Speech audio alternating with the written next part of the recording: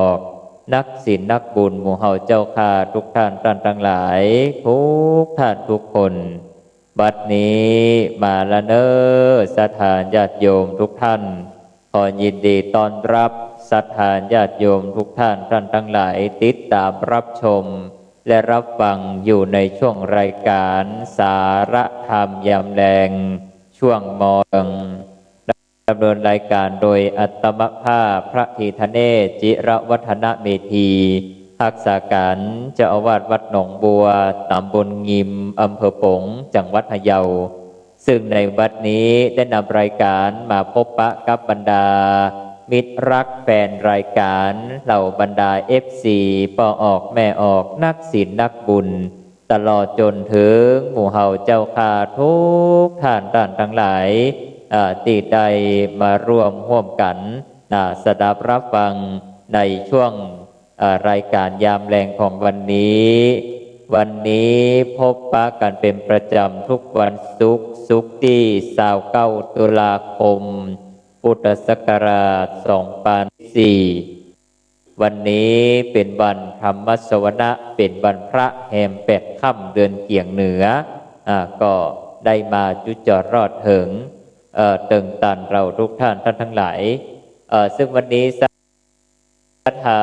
ญาติโยมเฮาทุกท่านทั้งหลายที่ได้มาร่วมกันสดับรับฟังสารัตถกรรมเก่าพื้นบ้านล้านนา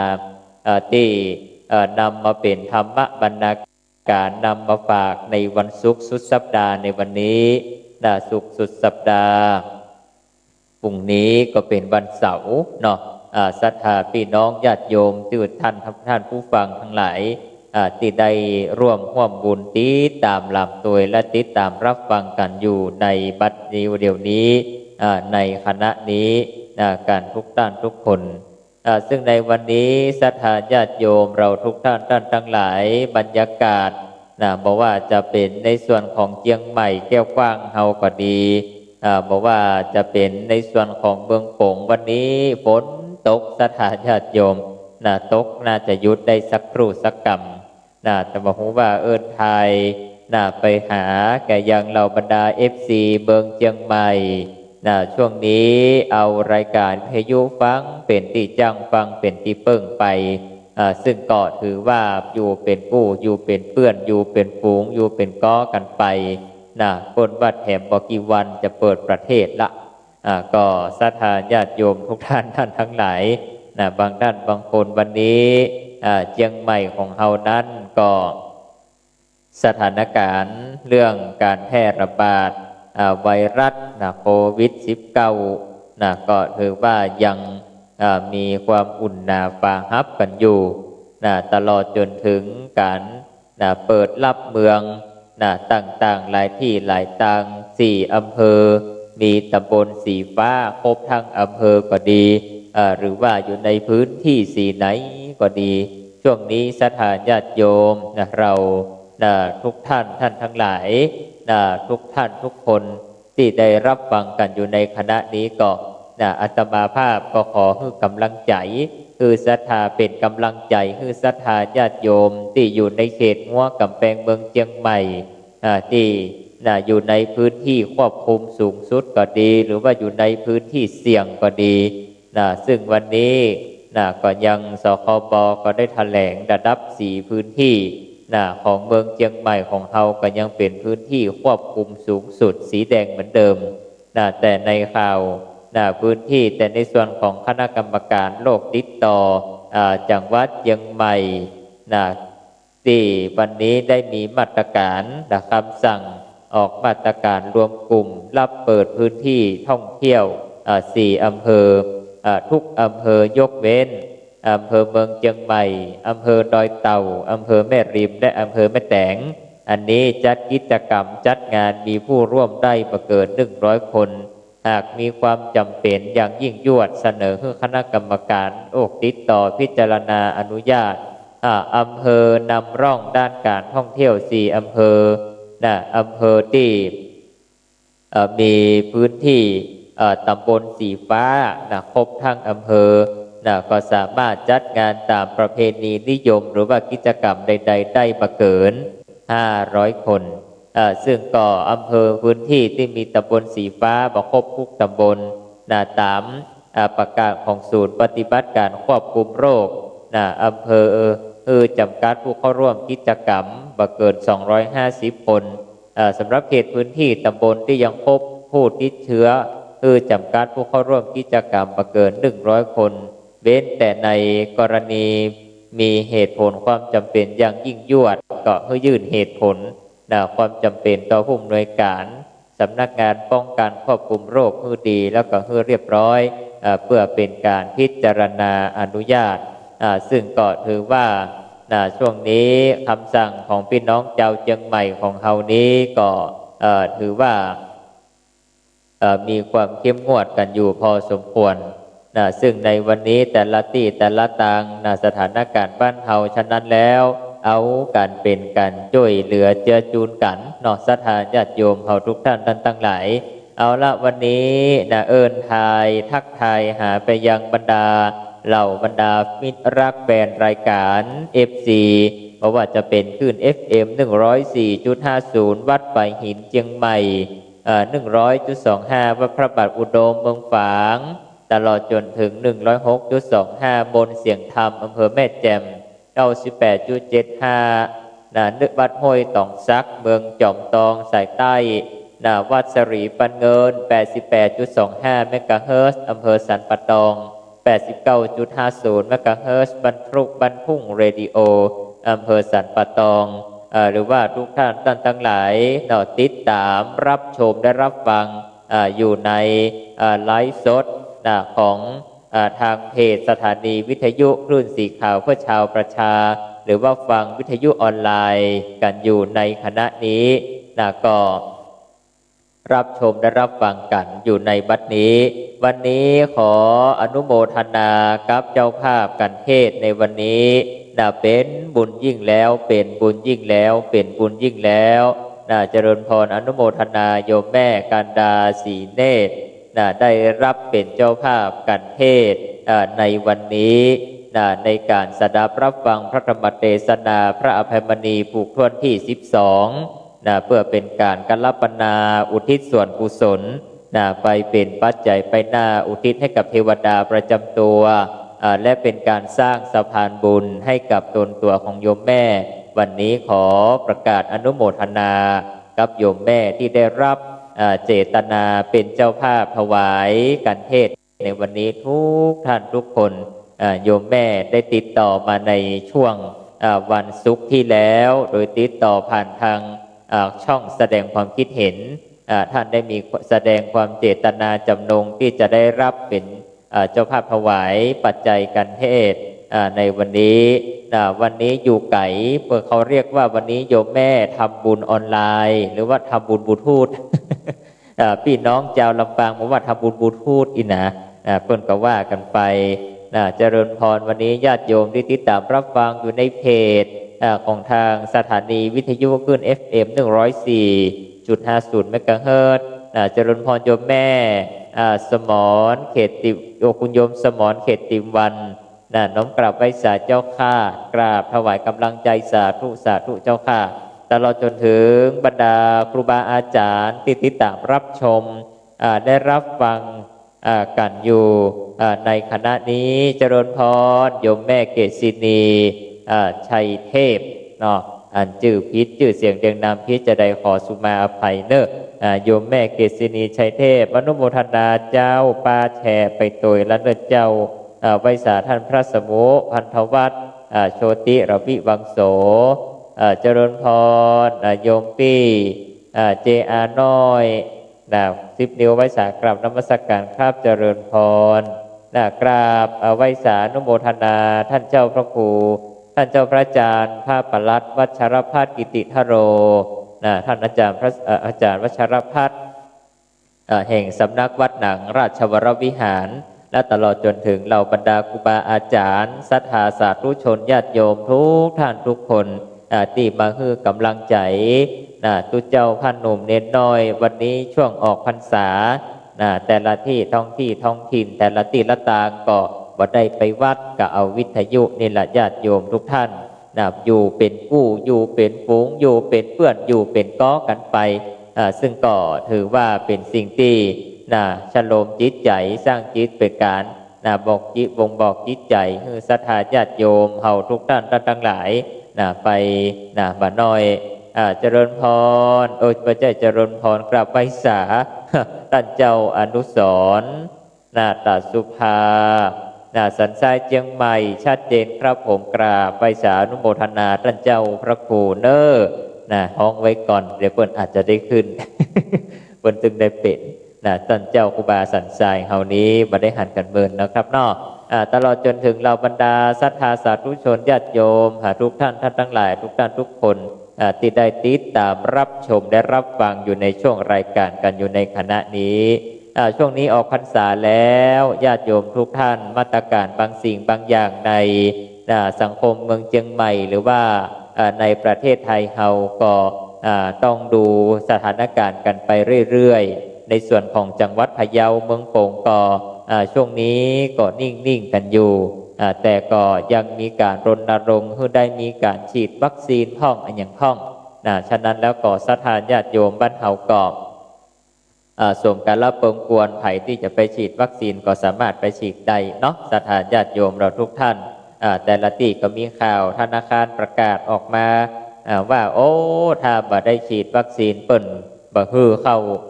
เปิ้นบ่ฮือเข้าอันธนาคารอีกก็มีนะศรัทธาญาติโยมเราทุกท่านฉะนั้นแล้วเนี่ยตอนนี้ศรัทธาเฮาทุกท่านทั้งหลายที่ได้ยินได้ฟังกันอยู่ในคณะนี้ก็ติดตามรับชมได้รับฟังกันไปพระเดชพระคุณท่านปลัดวัชรพัฒน์โอ้เสียงไพเราะสนอหูอีวะกราบขอบพระคุณในเมตตาพระเดชพระคุณท่านเป็นอย่างสูงนะครับเมตตาชมรายการท่านเจ้าเลขานุการรองเจ้าคณะภาคก็ไว้สารนะครับเอาล่ะศรัทธาญาติโยมเฮาวันนี้บ่อูนักบ่อูหลายละ16:17 นาทีจะได้เข้าสู่ช่วงเนื้อหาสาระพระธรรมเทศนาพระอภัยมณีผูกทวน12วันนี้เนื้อหาสาระจะมีความเป็นมาเป็นไปอย่างใดเราจะมาดูกันว่าวันนี้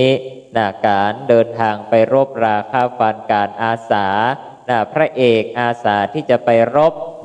เพื่อต่อสู้กับอริราชศัตรูเพื่อจะมาแย่งคนรักของตัวเองไปในวันนี้เราจะมาติดตามรับชมกันในส่วนที่พระเจ้าอุเทนได้นำข้าศึกได้นำยกทัพรีพลโยธาทหารนำมาประชิดขอบประตูเมืองกรุงรมจักรแล้ววันนี้ความโกลาหลจึงได้บังเกิดขึ้นเป็นพื้นที่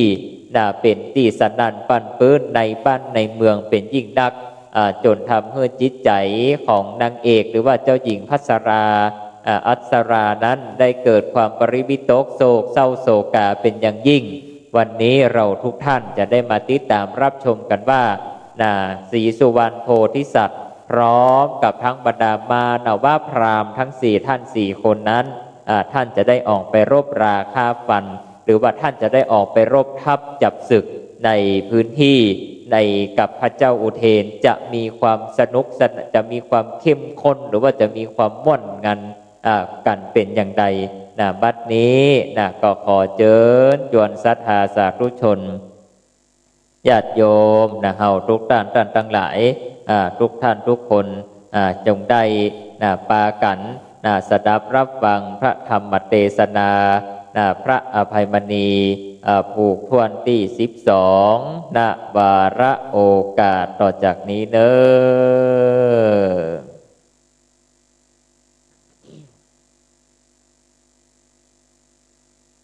นะโม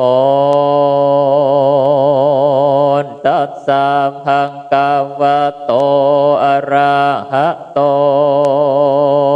สัมมาสัมพุทธัสสะลำดับธรรมเตนสันนามาบอกขาดมารอดกันทวน12จตุเชษฐา ได้เมื่อนางกัญญาภาษาทยางพงเงามองและลำไรซึ่งกันไปมาด้วยภาการดังอันส่วนอันว่าเต้าอุดเห็นตนเป็นเจ้านำแก่ชาวจักว่าตั้งมวลก็เข้าลูกเข้าตียังเมืองอยู่บอกขาดสักวันเมื่อดังอันค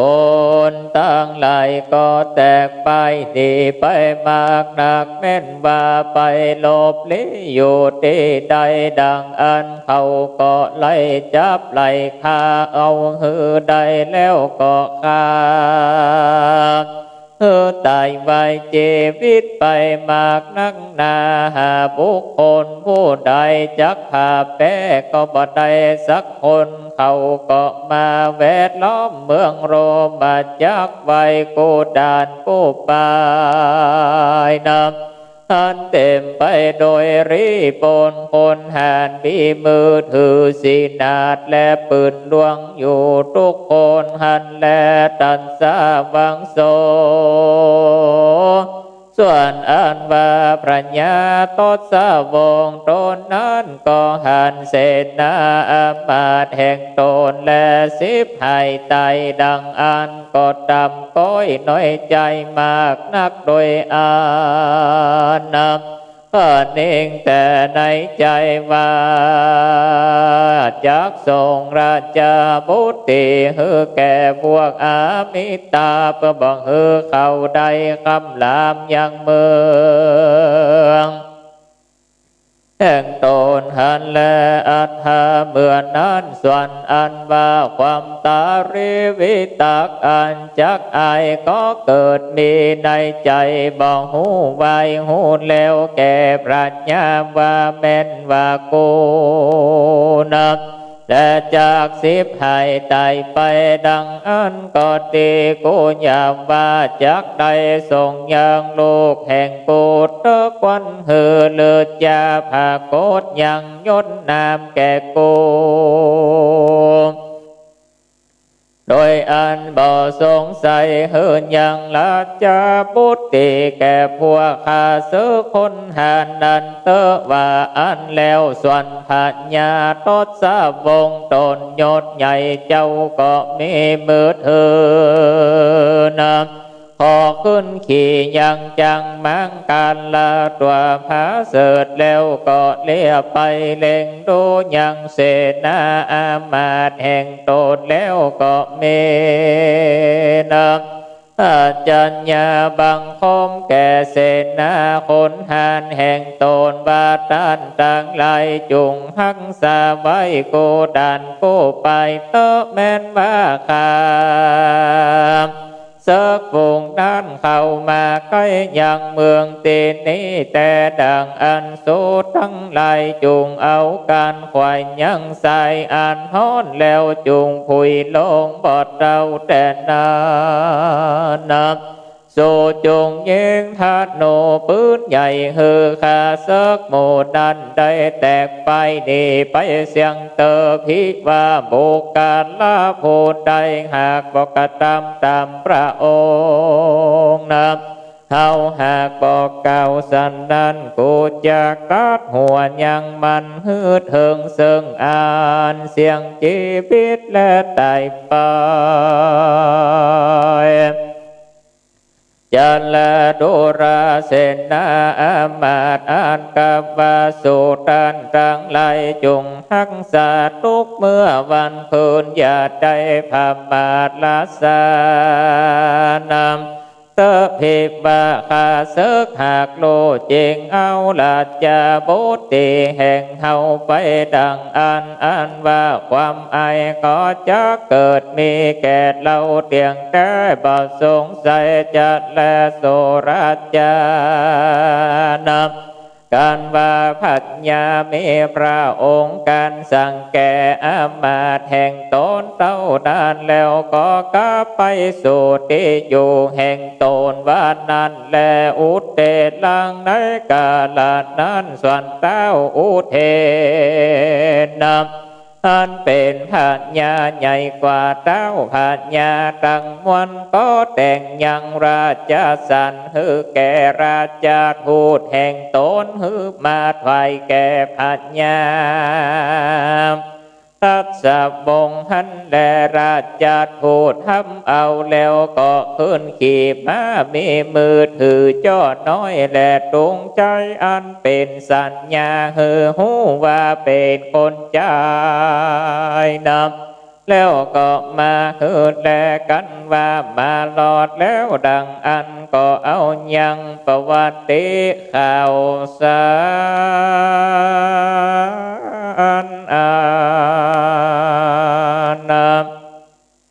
เลือดเนื้อห้อนใจเฮือแก่พัญญาตัดสะวงแลในกาลนั้นพัญญาตัดสะวงนำสเตสำราญอยู่เหนืออาสนะพร้อมโดยเสนาอามาตย์ก็อ่านเตโตยังหนังสืออันนั้นก็หูว่าดังนี้ดูราพัญญานำทัสสะวงเฮยมาเนเต้าอุเทนตนมีเตจาฤทธิอนุภาพมากนักมีความผาทานนามักไปมักให้ใดอย่างราชบุญติเตดาแห่งพัญญาตัสสะวงตนเป็นใหญ่ในเมืองเตนิแลเทวตันและบันทรงมาเฮราชบุตรเตตาแก่เฮาดังอ่านว่าบ้านและเมืองติดนิดเตี้ยงจาก10หายไตเสียงตังมวนและกาบาภิวามตันและพัญโยจานะโดยเจวิตต่างดังอันจุงฮือเอาราชบุตรมาทรงฮือแก่เฮาบัดนี้เตอภิวาบ่อันก็เตียงจักได้นำเตียงแต่บางทรงใส่จันและตั้งสุดรวมบาจานังพัญญาตัสสะวงตนนั้นกันได้ยินยังข่าวสารอันเป็นสันนานำเต้าก็ตาลงยังกำตุกใจเป็นอันมากนักผาดุดดังเอาไฟแสนกองมาเผายังหัวใจแห่งพระองค์แล้วจึงมีนำคำสั่งแก่คนใจว่าดังนี้แม่นว่าได้และดีด้วยพระการสันได้ดังอันก็ได้ขอพัดไว้สัก3 วันนับแต่นี้ไปหน้าได้และดีเตี้ยงจากเฮอโหเฮอหันจะแดกันว่าพระองค์เก่าเต่านานแล้วก็เฮอแก่คนใจไปหันแลในเมื่อโคนนำใจหากหนีไปแล้วดังอ่านส่วนอ่านว่าพัญญาตัสสะวงก็ตัดลงโศกทุกข์เศร้าโศกามากนักเมมากโกได้พัดภาคจากเจ้าราชบุตรราชบุญตีกว่าภัยลีคำลาปอเป็นสุภาพและธรรมดาเต้าก็ฮือเก่าเตือนเป่าด้วยดังเก่าแล้วนับแต่ภายหลังก็มีหันและติดนี้เฮาจักจะถึงโปรดสัตว์เจ้าเกิดว่าสีสุวรรณผู้มีพัญญาเบิ่งดังโหติแดดเตอโสโปเตสะโต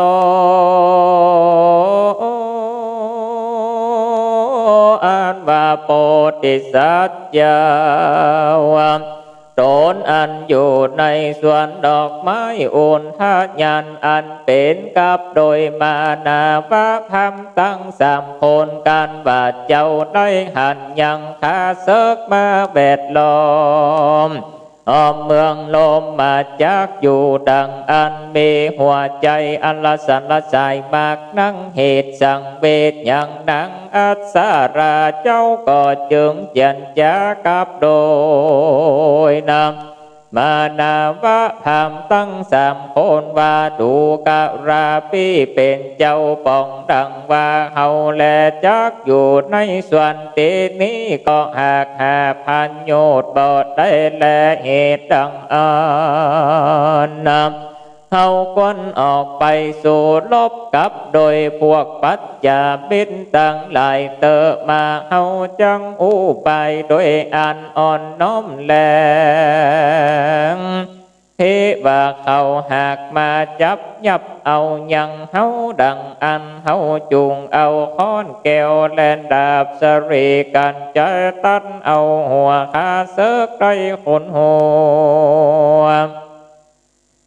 แล้วยามไปทะไหวแก่พัญญาตัดสวงเจ้าเตอเตียงจักลือจาสากาศเกียงแต่บาสงสัยจะแลตังสุดตัวส่วนมานว่าพรำได้ยินยังกำน้องแห่งตนเก้าเต่านั้นก็สักเสริญยกย่อยังน้องแห่งตนด้วยกรรมบาเจ้าน้องหากแก่ปีหากมีพระญาปัญญาอันจะเดียวนำจำลาแต่นและสู่ควันเป็นพัญญาอยู่ในลาจาภาษาหงหลวงแต่และพิบาเฮาวาและมาอยู่ในเตนี้ดังอันนำก็เตียงจักเป่าปะโยแต่และกันว่าบะรมมาโปติสัจเจ้าและเจียนจากับรวยมานำว่าพรำสามเต่านานแล้วก็เอากันตกแต่งยังกายตนตัวด้วยเครื่องอลังการอันดูงามมากนาก็เอากันเตี้ยวไก่นาแห่งอามินตาคือว่าข้าศึกมานานแลอามาสาอุเตลางนำดินสวาสวนเสนาอัมมาแห่งพัญญาอุนเทนเห็นยังบ่โลมมาโปติสัจเจ้าเขาอันจรเดินไก่มาดังอ่านเขาก็เข้าปากฏเปื่อจักหยับเอาตนตัวไปเฮือเจ้าแห่งตนหันแลในกาลนั้นส่วนบารมมาโปติสัจเจ้าอันบอกกวกามนำเต้าเม็ดงาหาบอดไรเจ้าก็เอาสเรกันใจตัดยังหัวขาซอกกลางไหลฟุงนั้นได้คนละหัวแล้วก็ถือไปโดยองค์อาจก็เข้าไปลอดเถิงยังพัญญาตัดสาวงกันว่าไปเถิงนำและหลอดแล้วก็นั่งอยู่ควันแก่ตนหันและติดสวาโพธิสัตโตอภิลัมมาปโมทาติกิลาดังได้ยินมานี้ในเมื่อพัญญาตัดสาวงได้หันยังมานาว่าพระมามนุ่มต่างหลายติ้วเอาหัวเจ้าจับว่าอาดำกำเกกวันกิเสียดจีสะสันนั้นเต้าตนอันนั้นก็โจมจืนยินดีมากนักจึงกล่าวว่าดูราเจ้าพรำน้อยเจ้าลูกแต่พระเตติได้มาดันจาดันบาก็หากโดยเป็นโดยเตจะบุญแห่งกูก็แต่ละปิจาภากาหนึ่งเจ้ากูจากลบโดยภากันสันเดจาจากลบกำลังดือหูว่าจากพบศาสตร์เปตกุลกองอันจะลืมเจ้าพรำน้อยก็หากตอบเก่าฮือหูเข่าตำอันมีว่าข้าแต่มหาลาจาเจ้า ข้าเดาจากอาสาลบโดยนิปนโยตาทั้งหลายจัดแลกิญญาอันจักทรงยังราชบุตรีแก่เขาดังอันก็หากบอกวันแต่แลโสราชาปัญญาตัดสามวงใดหูหันสันดานแล้วก็จมเจริญยินดีมากนักหนาจึงจักจ่าซึ่งนางราชาเทวีแห่งตนว่าดูรานังราชาเทวีเฮยอาจว่าเขาเจ้าเกิดปีน้องว่าเจ้าเขาเจ้าปีน้องเกิดว่ามานาว่าพรำทั้งสี่คนเนเขาหากวิเศษแต่ดิเลหันยังคาศึกสัตโหมาแวดล้อมอ้อมเมืองเฮาดังอ่านเขาเป็นน้องก็เดินทางเข้ามาแล้วจึงตัดหัวมาทักวายแก่กูพระองค์บัดนี้แลตั้งสุดตัวนางพัญญาได้ยินยังกำเยื่องนั้นมีความจมชื่นยินดีมากนักจึงกล่าวด้วยกรรมอันดีงามว่าดูราเจ้าลูกฮักแก่แม่ดังสี่พี่น้องดูเล่างามเสมอกันนักว่ามีรูปก็เหมือนกัน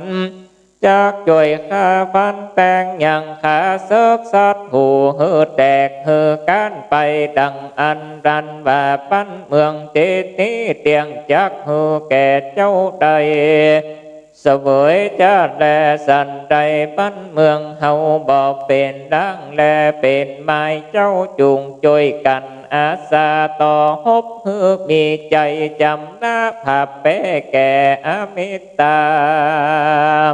เฮือเขาไกลกาแตกไปอย่าฮือเขานั่งอยู่ใดสักคนเตอว่าอันก็มีวันนั้นแลในกาลนามส่วนพัญญาตัดสาวงงามก็เฮรีปนคนหานแห่งโต้นจันแจงแต่งห่างยังมาตัวผาเสดไว้แล้วเปื่อจักเฮโปติสัตเจ้าขี่ออกไปหันแลในเมื่อเดียวแห่งเกจการตั้งมวลส่วนบารมมาโพธิสัตว์เจ้าก็ไปบอกกล่าวแก่เจ้าจะมาตั้งมวลด้วยคำว่าดังนี้เสวะในวันถูกนี้เหือเต้าอุเทนได้มากาตำโยธาสงครามซึ่งอ่านฆ่าฟันกันในกลางโต้งหลวงหือโคนต่างหลายได้พอดูเตอว่าอ่านแล้วก็ใจไปหันแลปุณณาติวัเศษในวันนู้นหลวงเจ้าแจ้งมาแล้วดังอันเจ้าก็กระทำละยังเนื้อโตนแลสะเวยเข้าน้ำโปจะหน้าอ่านแล้วดังอ่านก็คืนจะลงยังเครื่องพาดับตนตั้งมวลดูงามมากนักอันเป็นกับโดยมานาว่าพรำตั้งสามดังอันก็อยู่ในภาษาลาจะลงลวงหันแลตันสาวังโสลาจาพัญญาตัสสะวงโตนั้นอันมีเสนาอามาตย์และคนหานเป็นปฏิบัติก็ออกจากลาจะลงลวงแห่งตนไปก็ไปสาธิตสำราญอยู่ยังสำนักอันหนึ่งอันมีที่ไกลแห่งตังสัมพอเสิงขาเสิกสัตว์หูเจ้าก็ได้ยินศรัทธาสำเนียงเสียงอันสถานบันไหวอันอาเกียนเต็มไปโดยเสียงปืนมอกนาด เต้ากองหูว่าข้าเสิกหากเอากันเข้ามาสู่ที่ไกลแล้วก็จึงจักกล่าวว่าดูราดังนาสนมพิว่าโมคาเสิกหากหาและสู่ลูกเข้ามาไผยาได้ยันได้กว่าเตอพระญาตรัสวงกันว่ามีพระองค์การสั่งเจ้านั้นแล้วอันมีเสนามาหากเป็นปาริวันก็สถิตสำราญอยู่ในสำนักแก้วอันสมยศแล้วแก่ตาก่อนอยู่แล้วอัฏฐาได้กาลนั้นส่วนบาลมมาโปติสัจเจ้าก็เข้าไปยังพัญญารัสวงศ์หันแลในกาลนั้นพระญาตรัสวงศ์ตนยศใหญ่เต้าก็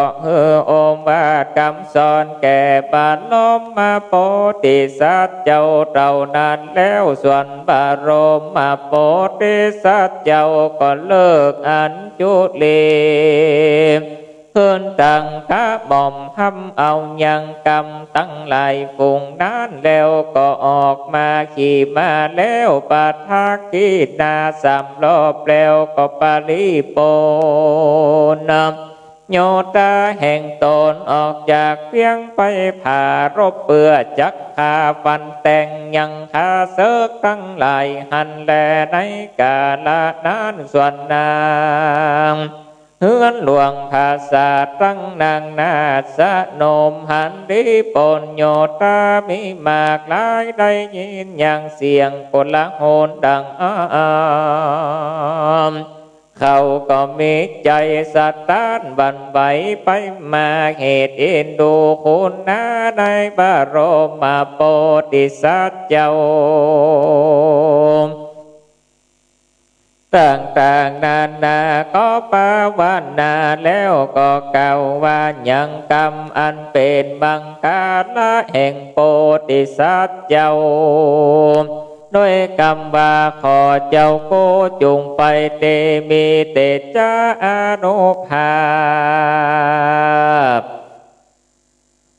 อันว่าอันเธอใดผ่าแป้แก่ข้าเสกสัตว์หูตั้งมวลว่าอันก็มีวันนั้นแลตมัดทางภกาเสนโตพระพุทธเจ้าจังสำแดงยังอาถาปังเมื่อสีสุวรรณโนโปเตสัตโตภาโหจันนาดังเนเอกเวดุราภิกขุตั้งหลายส่วนบาลมมาโปเตสัจเจ้าอันจากโลบไปกับโดยเต้าอุเทนก็เอาลีปนโยธาคนหันออกจากเวียงแห่งตนไปดังอันส่วนนางเฮือนหลวงตั้งหลายเมหัวใจอันสตานบันไหวก็กล่าวยังกามเป็นมังกลาเหือโปติสัจเจ้าจุคนก็มีโดยในญาภากาดังกล่าวมาเนจะและนาเนทิตังขีญาสังวันนาวิเศษจาห้องเหตุยังธรรมกถาธรรมเทศนาพระอภัยมณีผูกวันตี12ก็บางโกมสมเลศแสดง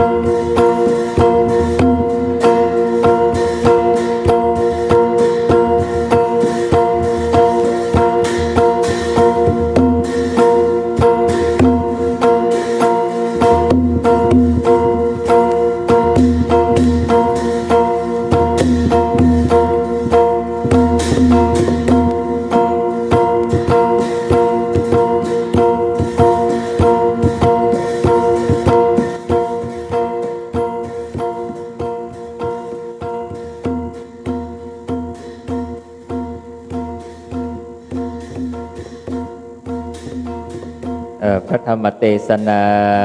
ในพระอภัยมณีผูกท่วนที่12ในวันนี้ก็ได้บวรมวลจบลงไปเป็นที่เรียบร้อยวันนี้มีอนุโมทนาเจ้าภาพกันเทศกล่าวคือคุณโยมแม่กันดาศรีเนตรศรัทธาญาติโยมแม่ออกจากจังหวัดเชียงใหม่ได้ร่วมรับเป็นเจ้าภาพถวายจตุปัจจัยทายธรรมกันเทศในวันนี้ขออนุโมทนาบุญเป็นอย่างยิ่งซึ่งในวันนี้ญาติโยมสาธุชนทุกท่านทั้งหลายเนื้อหาสาระในพระอภัยมณีผูกท่วนที่12ก็ถือว่าได้เดินทางมาถึงตอนที่ศรีสุวรรณโพธิสัตว์ได้อาสาออกไปรบทัพจับศึกอย่างกล้าหาญชาญชัยและเป็นการประกาศขวัญหรือว่าขยมขวัญเพื่อเป็นการสร้างขวัญและกำลังใจคือแก่พระยาทัศวงศ์ผู้เป็นเจ้าเมืองผู้ที่ไม่ยอมยกลูกสาวให้กับพระเจ้าอุเทนซึ่งก็เหล่าบรรดาพระเอกต้องใช้คำว่าพระเอกเหล่าบรรดาศรีสุวรรณโพธิสัตว์และพี่น้องพราหมณ์แห่ง3 คนนั้นก็ได้เดินทางออกไปรบราฆ่าฟันเดินเข้าไปด้วยความประย่านประขัวเพราะว่าตัวของท่านนั้นมีของพิเศษคือดาบสลีกันใจดาบสลีกันใจนี้ญาติโยมทุกท่านทั้งหลายก็ถือว่าเป็นดาบที่มงคลเป็นดาบที่พาเสดเป็นอย่างยิ่งศรัทธาญาติโยมทุกท่านเพราะฉะนั้นแล้วเนี่ยศรัทธาเอาทุกท่านทั้งหลายการได้นำดาบสลีกันใจนำออกไปรบราฆ่าฟันรบทัพยับศึกก็ถือว่าเป็นการประกาศเป็นการขยมขวัญศรัทธาญาติโยมทุกท่านเพื่อให้ได้มีการทดถอยแล้วซึ่งศัตรูงูพิษหาดแล้วก็เป็นอันขัวอันยานเหล่าบรรดาศรีสุวรรณโพธิสัตว์แล้วก็เหล่าบรรดาพราหมณ์ทั้ง3 คนนี้เช่นเดียวกันก็จึงได้เลือกใช้วิธีการเขย่าขวัญหรือว่าการข่มขวัญด้วยการนำดาบสลีกันใจไปฟันคอเหล่าทหารห่านชาวชวาเพื่อให้ได้พุทธขาดสะบั้นเป็นส่วนแล้วก็ได้นำคอหรือว่านำหัวของทหารชาวชวาเนี่ยนำเข้าสู่พระบรมมหาราชวังนำไปทูลสำแดงให้แก่พญาทัศวงศ์ดูเมื่อไปถึงพระบรมมหาราชวังแล้วพระญาทศวงศ์ได้เห็นอากัปกิริยาหรือว่าได้เห็นสิ่งของดังนั้นแล้วก็เป็นที่ดีอกดีใจหลังจากที่ท่านนั้นได้ทรงปริวิตกเศร้าโศกโศกามาเป็นเวลาเมินเวลานานศรัทธาญาติโยมทุกท่านทั้งหลายซึ่งก็ศรัทธาเฮาทุกท่านทั้งหลายที่ได้หูได้หันได้ทราบได้เกยกันแล้วในส่วนของเบื้องต้นนั้นซึ่งศรัทธาญาติโยมหันแล้วพญาทศวงศ์ก็จึงได้ได้ถามว่าบรรดาพี่เมืองเจ้าพี่เจ้าในน้องหมู่นี้สู่เป็นไผท่านเป็นไผที่ไหนตั้งใดทำไมย่าหยังทำไมพวกท่านทั้งหลายก็จึงได้ปากันกระทำเหตุการณ์อันหารกล้าชันฉลาดเชกเช่นนี้ฉะนั้นแล้วก็จึงได้ปากันสอบถามว่าท่านนั้นทำไมถึงทำได้หลังจากนั้นศรีสุวรรณโพธิสัตว์ก็แนะนำตนตัวหูจักว่าบัดนี้เก้าจะขออาสารบทัพจับศึกกับหมู่ป่อพญาเจ้าทั้งหลายกับมาว่าพราหมณ์พญาทัศวงศ์หันอย่างอันก็จึงได้สั่งการให้เหล่าบรรดาราชโยธาหมู่ริพลโยธาเสนาอำมาตย์ทุกเยี่ยมม้าเพื่อจะได้คือเป็นพาหนะสำคัญนำเอาศรีสุวรรณโพธิสัตว์และพราหมณ์ทั้งหลายและริพลโยธาทหารบางส่วนไปสู้รบกับพระเจ้าอุเทนที่นอกกำแพงเมืองซึ่งหลังจากนั้นเนี่ยศรัทธาญาติโยมทุกด้านทั้งหลายหมู่บรรดาศรีสุวรรณโพธิสัตว์แล้วก็เหล่าบรรดา ริพลโยธาเสนาอมาตย์ตลอดจนถึงเหล่าบรรดามารวพราหมณ์ทั้ง3 คนนั้นก็จึงได้ขวับขี่ขึ้นมาต่างคนถืออาวุธเยอะอาวุธยุทโธปกรณ์มากมายก่ายกองยิ่งนักซึ่งก็ถือว่าเป็นสิ่งที่อาจหาญชาญชัยชาญฉลาดยิ่งนักเหล่าบรรดาทศพระเจ้าทศวงศ์เห็นอย่างนั้นก็จึงได้กล่าวคำอวยพรว่าขอให้ท่านทั้งหลายนั้นไปดีมาดีอยู่ให้มีใจไปก็ให้มีโชคมีลาภซึ่งก็ถือว่าขอให้ตัวท่านนั้นจุงได้นำแต่ความโชคดีเป็นใจยะมังกละเพื่อได้มาสู่ยังตนยังตัวท่านเจ้าจิมผู้วังหลังจากนั้นแล้วพระเจ้าศรีสุวรรณโพธิสัตว์ก็จึงได้น้อมรับกำพรโดยติดเดาน้อมถวายด้วยน้อมรับปอนด้วยความเคารพน้อมโน้มปุญญาเป็นอย่างสูงหลังจากนั้นศรัทธาญาติโยมเราทุกท่านทั้งหลายได้มาพบได้มาฮู้แล้วก็ได้มาหันกันซึ่งในคราวครั้งนั้นเนี่ยศรัทธาญาติโยมทุกท่านเหล่าบรรดาคนรับใจหันการกระทำของเราบรรดาพระเอกหรือว่าศรีสุวรรณโพธิสัตว์กันอยู่ในคณะนั้นแล้วก็จึงได้ปากันกล่าวกรรมอวยพรฮือท่านนั้นได้มีความได้รับชัยชนะกลับมาซึ่งก็ถือว่าเป็นสิ่งที่สำคัญอย่างยิ่งเป็นสิ่งที่เป็นมงคลอย่างยิ่งซึ่งในคนนี้ศรัทธาญาติโยมเฮาทุกท่านทั้งหลายก็ได้ปากันสดับรับฟังเนาะในส่วนของการในส่วนในเนื้อหาสาระเรื่องพระธรรมเทศนาเรื่องพระอภัยมณีผูกพรนที่12ก็ได้จบลงไว้แต่เพียงเท่านี้ฉะนั้นแล้วญาติโยมเราทุกท่านทั้งหลายในวันศุกร์หน้าเราก็จะได้ปากันมาสดับรับฟังพระธรรมเทศนาผูกพรนที่13กันเป็นต่อไปเพราะฉะนั้นแล้วศรัทธาญาติโยมทุกท่านทั้งหลายวันนี้ก็ขออนุโมทนาบุญกับเจ้าภาพเจ้าศรัทธา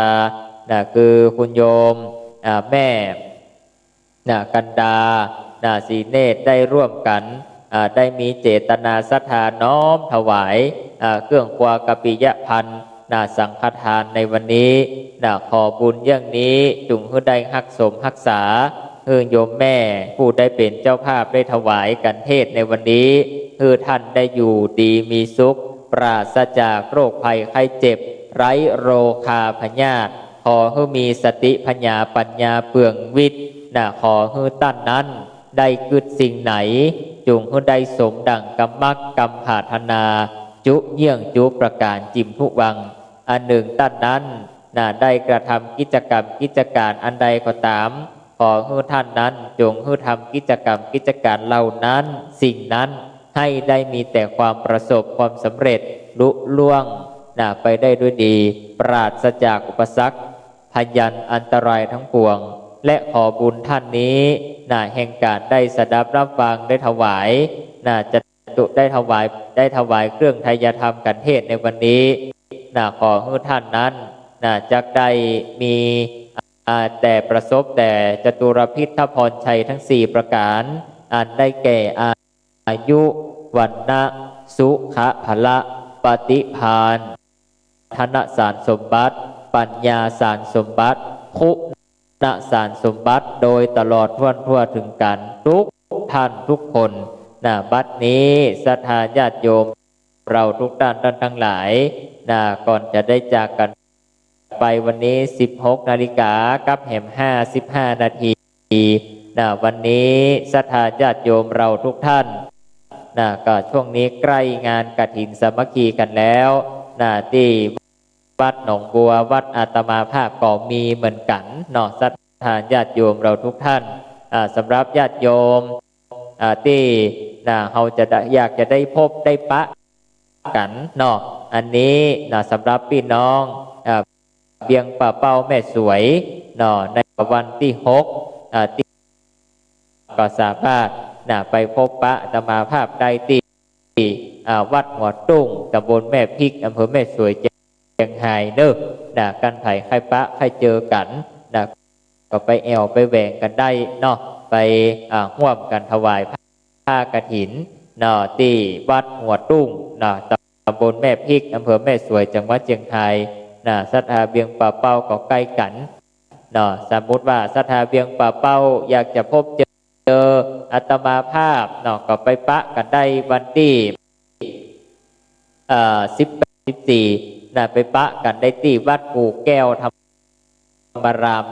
สถานญาติโยมใครปะตัวเป็นใครหันตัวหันตีนหันหน้าหันตาก็ไปปะกันได้เวลา10 โมงที่วัดกู่แก้วธรรมารามวันที่18